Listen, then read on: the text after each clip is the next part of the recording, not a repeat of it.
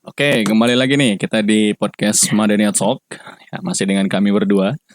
Alhamdulillah. Ustaz Arif Maulana MYRKH. Insya Allah nanti kapan-kapan perlu bertiga nih Ustaz ya. Atau kita collab dengan Insya Allah. teman-teman Boleh, insya yang lain Allah. ya. Insya Allah. Insya Allah. Mungkin termasuk mungkin nanti dari teman-teman netizen atau teman-teman viewer mau memberikan ide, saran atau masukan terkait dengan tema yang akan kita bahas. Boleh silahkan komentar di komentar, di kolom komentar. Insya Allah nanti kalau memang bagus dan bisa kita bawakan, kita bahas Ustaz ya. Insya Allah. Insya Allah. Insya Allah. Oke, Assalamualaikum warahmatullahi wabarakatuh nih belum. Waalaikumsalam warahmatullahi Insya wabarakatuh. Allah. Kabar gimana Ustaz? Sehat? Alhamdulillah, baik, sehat. Insya Allah luar biasa. Oke, kita coba bahas hal-hal yang sedang viral belakangan ini ya, terkait dengan masalah yang sedang heboh, masalah yang sedang viral. Mungkin bisa kita bilang dalam setengah tahun ini, Ustaz, dalam 6 bulan ini terkait dengan tindak pidana. Bisa kita bilang tindak pidana ya, atau tindakan yang kurang elok atau yang kurang pas nih yang terjadi pada lingkungan pesantren. Mungkin teman-teman juga ngikutin kasusnya.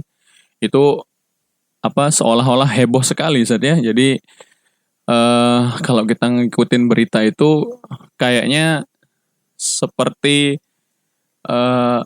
heboh gitu, heboh.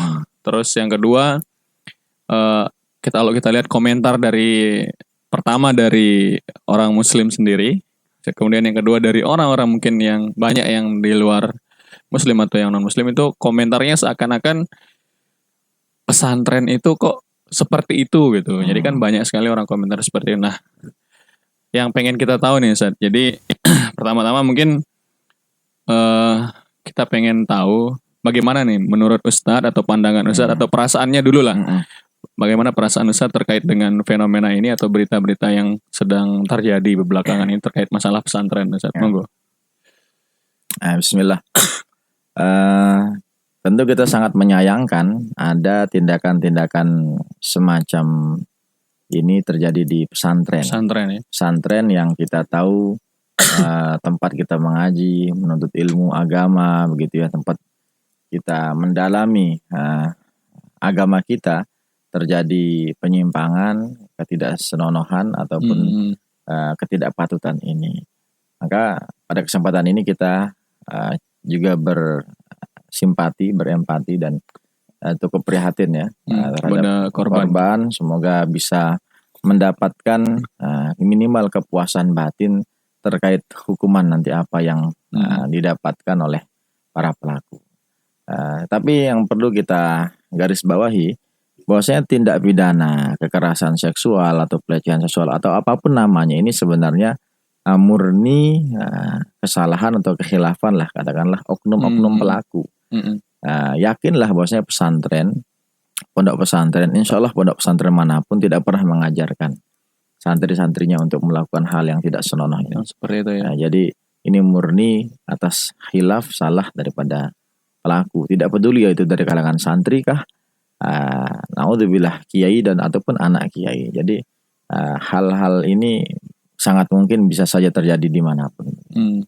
Jadi kita bersimpati, kita menyayangkan dan tentu tetap waspada ya terkait apa saja kemungkinan yang bisa saja terjadi menimpa kita semua, anak cucu kita. Masya Allah. Ya, jadi pertama kita simpati ya teman-teman. Jadi kepada seluruh korban kita berharap tadi kayak katanya Ustadz Arif, bagaimana supaya mendapatkan minimal kepuasan batin terhadap semua korban ya. Jadi berharap mungkin yang kedua kita berharap sama-sama bagaimana pelaku-pelaku ini bisa mendapatkan hukuman yang setimpal, perlakuan yang setimpal dengan apa yang sudah dilakukan. Oke, Ustadz. Nah itu dari pandangan saya sendiri ya. Nah sekarang saya pengen tahu nih Ustadz. Jadi kalau sebagai alumni nih, sebagai seorang alumni pesantren yang pernah mondok lama di pesantren, pandangan Ustadz atau pendapatnya lah kira-kira terkait masalah ini, termasuk nanti perlu mungkin klarifikasi Ustadz ya. Kira-kira lingkungan pesantren itu nggak pernah ada kan masalah hal-hal yang seperti ini. Jadi ini murni mungkin oknum-oknum ya, termasuk mungkin diberikan klarifikasi nih Ustaz. Karena pernah saya lihat video misalnya ada anak yang sedang tidur di samping lemari gitu pakai selimut kemudian disiram. Nah, yang saya sayangkan itu adalah termasuk yang HP ya, ada HP yang dijajarkan kemudian dipalu-palu gitu sampai pecah. Yang saya sayangkan adalah banyak teman-teman muslim, teman-teman kita yang berkomentar seolah-olah kok serem sekali gitu di pesantren gitu ya. Nah, itu ngelihatnya atau mungkin klarifikasi atau gimana pengalaman Ustadz sendiri lah ketika di pesantren sebagai seorang alumni pesantren. Ya. Kita mulai dari masalah yang tadi ya, masalah sanksi, hukuman, iqab lah, bahasa kita iqab ya. Itu di komunitas manapun, di lembaga manapun kita berada itu pasti ada aturannya, ada disiplinnya, ada aturan mainnya. Bahkan di tengah hutan pun kita kalau nggak pakai baju kita akan digigit nyamuk gitu ya. Jadi pasti ada aturannya. Jadi kita harus berpakaian yang layak. Naik gunung kalau pakai kaos oblong ya juga bisa kedinginan, hipotermia apa istilahnya, hipotermia, kedinginan. Jadi emang secara ini harus berdisiplin. Jadi Anda memasuki wilayah pesantren, katakanlah begitu, life is choice ya. Hidup adalah pilihan. Pilihan-pilihan kita melahirkan konsekuensi-konsekuensi. Ada aturan-aturan main dan semuanya itu sudah diperingati dan ada aturannya. Tidak serta-merta dia melanggar tanpa ada peringatan langsung ditindak. Jadi kalau kita lihat ada misalnya sebagai alumni pesantren ya. Alumni pesantren itu artinya kita sampai saat ini masih tetap merasa diri kita santri, bukan bekas santri ya. Jadi kalau ada orang sembunyi di lemari video-video yang viral itu dan dia disiram, dijemur, di iqab itu sebenarnya nggak ada masalah karena justru dia yang salah gitu. Gitu Jadi dia yang salah. Dan adapun video-video yang viral lah, anak-anak tidur disiram-siram itu bisa jadi itu sudah kesekian kali pengurusnya untuk membangunkan. Sudah bosen ya udah diketok nggak bisa bangun, terakhirnya emang ada kalanya saat lagi capek. Tapi emang itu waktu untuk sholat subuh misalnya, emang harus dibangunkan. Masa mau dibiarkan nggak sholat? Jadi emang dan tapi sekali lagi kita hidup di era yang memang digital, segala sesuatu bisa didokumentasikan. Begitu itu dilihat orang luar yang katakanlah tidak pernah mondok, salah sangka. Kenapa kok sadis sekali, kok serem sekali. HP juga yang beli mahal-mahal akhirnya kok dipalu kayak paku aja udah hancur lebur. Ini nggak kasihan nggak? Coba dijual saja, diuangkan pakai bangunan pakai beli semen untuk pesantren. Nggak gitu konsepnya. Jadi orang tuh harus diberikan efek jerah, ya dikumpulkan di tanah lapang, dihukum gitu. Nggak usah lah masalah elektronik, kita ngomong bahasa saja. Nah, jadi sebagian besar pesantren yang menerapkan bilingual language, English and Arabic itu biasanya berbahasa daerah misalnya gitu, sanksinya luar biasa, bisa botak, bisa diberdirikan di tempat umum dengan dikalungkan tulisan I have spoken Sasak language, I have spoken atau antiku bil lughah Indonesia, saya bicara dengan bahasa Indonesia. Jadi hukum-hukuman ini adalah bentuk kedaulatan ya, kedaulatan pesantren yang tidak bisa diintervensi oleh bahkan presiden sekalipun. PBB nggak punya hak masuk ke situ. Jadi masing-masing pesantren mempunyai kedaulatan. Jadi para orang tua harus benar-benar mempercayakan. Jangan gara-gara video yang viral harus berasumsi di pesantren kok sadis sekali. Nah, jadi kalau kita lanjut membahas masalah apa yang sedang viral kemarin terkait pelecehan seksual dan seterusnya.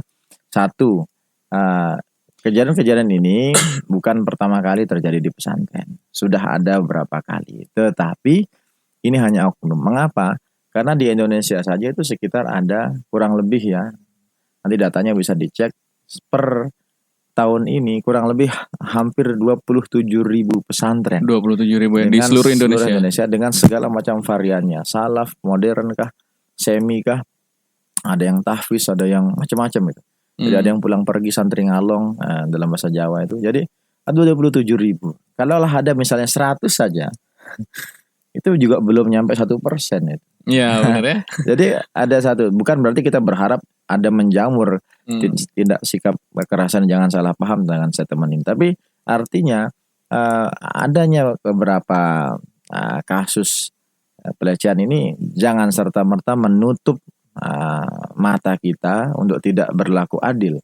Bahwasanya ada peran, ada fungsi, ada jasa daripada pesantren-pesantren yang bahkan dikatakan ratusan tahun ini.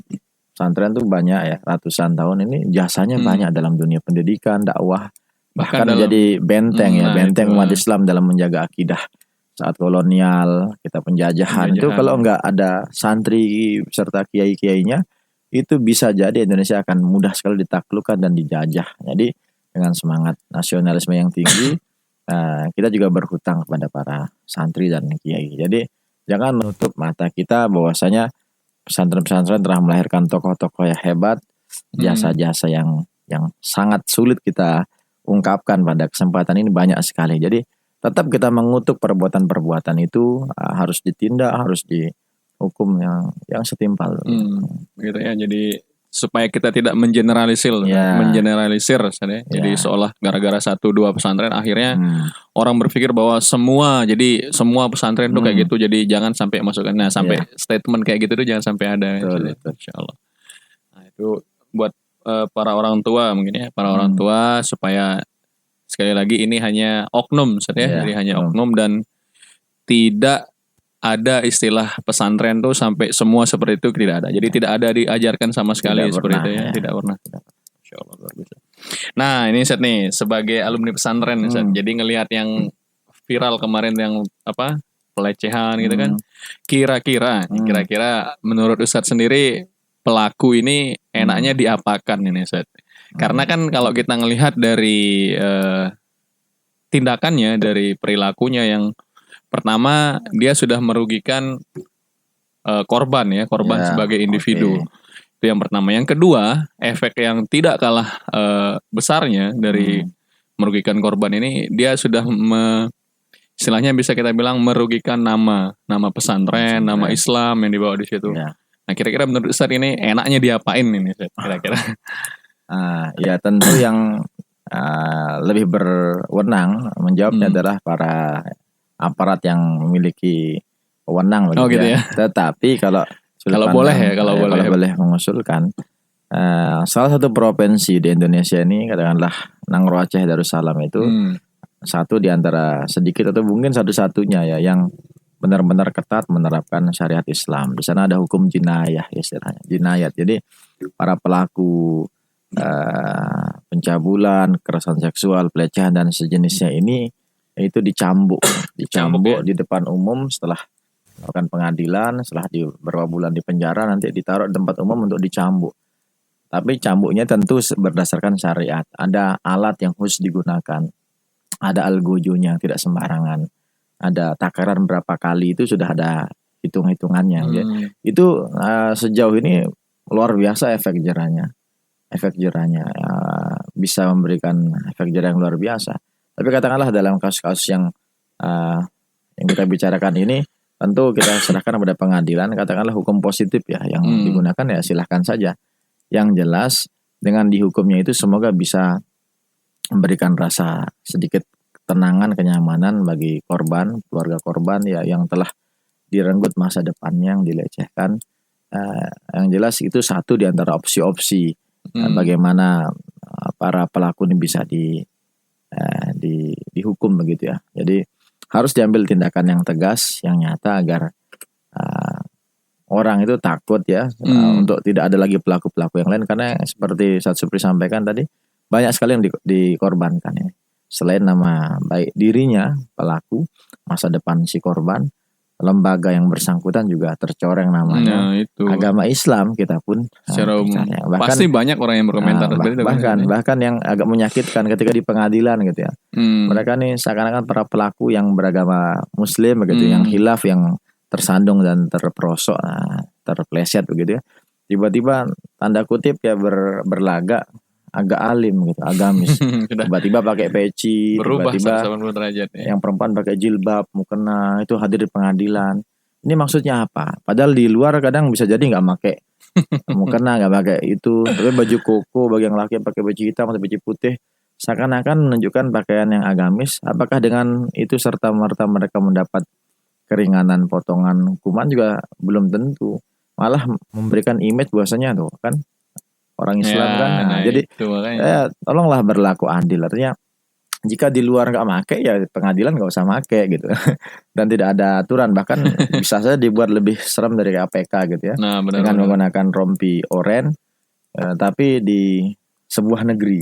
Wah. Di sebuah negeri itu malah para pelaku koruptornya itu sempat dada-dada foto senyum-senyum. Ini kan mengejutkan sekali. Seakan tidak ada rasa malu, tidak ada rasa harga dirinya itu jatuh. Kalau di Jepang atau di negara-negara Asia Timur tuh apa dikatakan begitu tersangka saja sebagai koruptor itu saking malunya mereka bunuh diri. Nah, ini atau bahkan loh itu ya itu yang terberat, yang paling ringan mereka mundur karena mereka merasa ini sudah nama baik, reputasi. Jadi ya begitu. Tapi kalau di negara Wakanda ini memang begitulah.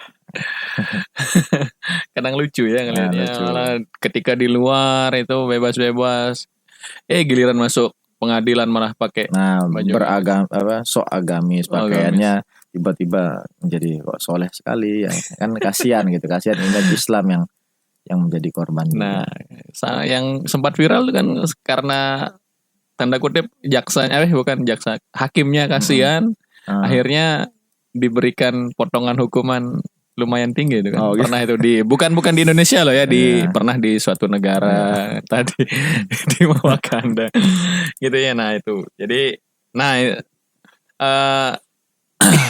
kalau secara spesifik nih Zan, kira-kira kita hukuman yang paling pasnya apa? Apakah hukum gantung? Itu nanti yang ini sajalah. Gitu. Terlalu beresiko kita jawab. Gitu. Siap. Oke, itu ya untuk pelaku. Terus terakhir mungkin Set, boleh. Biar podcast kita nggak terlalu panjang. Ya. Secukupnya. Ya. Kira-kira mungkin ada pesan-pesan yang bisa disampaikan kepada teman-teman pemirsa atau teman-teman netizen viewer kita. Kira-kira pesan-pesan yang bisa disampaikan kepada mereka supaya bagaimana melihat fenomena yang terjadi ini supaya berimbang lah gitu ya. Jadi terus terakhir tips dan mungkin ada tips atau trik sebagai seorang alumni pesantren bagaimana memilih pesantren itu agar kita nggak takut gitu, kita tidak trauma dengan berita ini, agar para orang tua yang memang niatnya tulus untuk menyekolahkan anaknya ke pesantren itu tidak merasa khawatir. Monggo Zat. Yang pertama, selain kita waspada ya, tetap waspada sebagai orang tua menyekolahkan anak cucunya, waspada, memilih lembaga pesantren yang kita yakini baik, tahu profil kiainya, tuan gurunya, ustadz-ustadznya, biayanya berapa, jarak tempuhnya berapa, disiplinnya bagaimana, itu perlu kita pelajari untuk persiapan. Juga ada sedikit pesan dan juga sudut pandang yang semoga bisa mengimbangi. Ketahuilah bahwasanya kejahatan itu bisa saja terjadi dimanapun ya, nggak harus di pesantren ya, aja. Bisa di pesantren, bisa di sekolah non pesantren, sekolah umum itu bisa saja terjadi. Bahkan kalau kita survei mungkin bisa jadi lebih banyak di luar misalnya. Jadi jangan sampai kejadian-kejadian semacam ini mengurungkan niat bapak ibu untuk menyekolahkan anak-anaknya ke pesantren. Pesantren itu banyak, model modern ada, salaf ada, tahfiz ada, yang semi pesantren modern dan salaf tuh, dan banyak variannya itu. silahkan dipilih sesuai dengan hajat, kemampuan dan juga kemana passion anak-anak kita ini berujung. Jadi ada sebuah kisah menarik ya, dialog antara Buya Hamka, Haji Abdul Malik Karim Amrullah, ketua MUI pada masanya, ulama Nusantara yang sangat karismatik, disegani. Beliau pernah kedatangan tamu pemuda bermaksud ingin menjelekkan, menghinakan Buya Hamka dan Islam dengan mengatakan, wahai Buya, saya baru pulang dari Saudi, ternyata di sana ada pelacur loh, pelacurnya malah pakai cadar, berjilbab, pakai niqab gitu. Dia berharap reaksi yang muncul dari Buya Hamka adalah marah, emosi, pancing begitu. Tapi dia salah alamat karena yang dihadapi adalah seorang ulama yang sangat matang begitu. Buya Hamka menjawab dengan redaksi yang hampir sama tetapi juga langsung mengena ibarat main catur di skakmat gitu ya. Kebetulan saya juga belum lama ini baru balik dari Los Angeles dan New York. Dari Amerika. Ternyata di sana nggak ada pelacur loh. Nah, jadi begitu. Mendapat respon yang tidak terduga, ini pemuda ini malah balik bertanya, mana mungkin Buya, di Saudi aja ada, di Mekah aja ada gitu ya, ibaratnya gitu ya. Di Saudi masa, di Amerika kan di sana lebih liberal, lebih westernized ya, negara barat, pasti lebih banyak dong. Maka sambil tersenyum dengan penuh kemantapan jawaban yang menunjukkan citra keislaman yang kuat, Buya Hamka mengatakan bahwasanya sesungguhnya kita ini akan menemukan apa yang kita cari. Jadi kalau Anda ke Mekah niatannya pengen cari tempat pelacuran, PSK, ya bisa saja ketemu, karena Anda kan masuk ke tempat ganggang yang di sana memang ada. Ditunjukkan jalannya, ditunjukkan jalan, dimudahkan untuk itu. Ya. Sedangkan saya ke Amerika nggak ketemu tuh pelacuran PSK gitu, karena saya emang di sana ketemu ya, saya ke masjid yang ada di New York, Los Angeles, saya ketemu dengan komunitas-komunitas Muslim, saya mungkin adakan seminar, perkumpulan dan sejenisnya. Maka mendapati jawaban ini, pemuda itu malah malu, tersipu, dan akhirnya ya pergi begitu saja. Dan ini skakmat, ini kisah yang sangat, dialog yang sangat viral ya di internet, dan itu bisa dibuktikan karena ini mutawatir. Jadi kejahatan itu bisa saja menimpa siapapun dan dimanapun. Jadi kita tetap waspada, dan pesan orang tua sekali lagi, jangan trauma ya, jangan trauma, silahkan jangan takut. Bahkan salah seorang guru kami itu pernah berpesan dengan sebuah kutipan yang sampai saat ini masih saya ingat. Bahkan gak usah kaget kalau seandainya di pesantren ada macam kayak gitu. Bahkan sekelas surga saja, tempat penuh kenikmatan dan artinya sangat safe ya oleh penjagaan malaikat itu. Bahkan di sana juga ada iblis. Jadi yang pernah ada iblis yang sempat menggoda Nabi Adam. Ini sebenarnya nampaknya guyonan, tetapi memang kita pikir ya di surga saja, sekelas surga, tempat yang sangat security-nya sangat high gitu, yang tidak sembarangan orang bisa masuk, tapi sembarangan makhluk. Iblis pun pernah menggoda, pernah ada di situ untuk mengganggu Nabi Adam alaihissalam. Itu artinya dimanapun kita, mau di pesantren, di sekolah luar, tetap harus waspada, harus hati-hati. Kalau ada itu hanya pelaku. Ingat tadi datanya oknum ya, pelakunya adalah oknum, sebagian kecil. Jangan menutup kebaikan-kebaikan peran-peran pesantren sedemikian agung, sedemikian mulia, peran dalam dakwah, peran dalam pendidikan sebagai benteng-benteng itu. Jadi orang tua harus tetap optimis melihat pesantren. Masih banyak pesantren-pesantren dan sangat banyak begitu ya yang siap mendidik putra-putri kita.